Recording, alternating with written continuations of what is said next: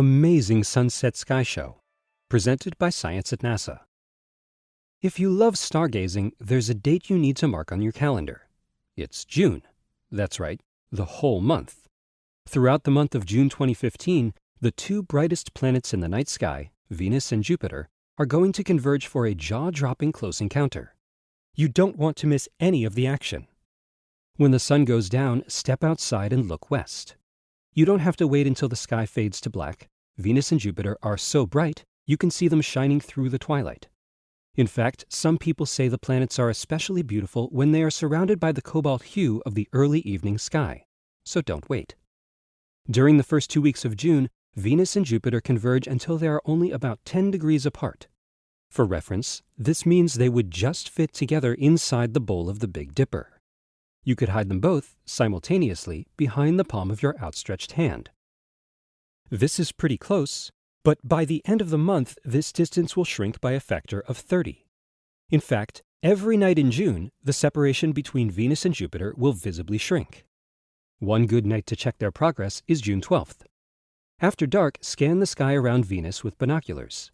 You can see the Beehive star cluster. Venus will be passing right by it. On June 18th, Venus and Jupiter will be only 6 degrees apart.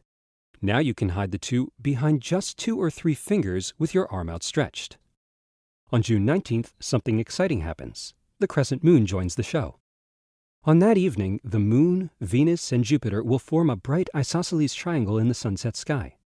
Isosceles means that 2 sides of the triangle are the same length. This is how most skywatchers in North America will see it. One night later, on June 20th, the vertices rearrange themselves, forming yet another isosceles triangle. Never has a geometry lesson been so beautiful.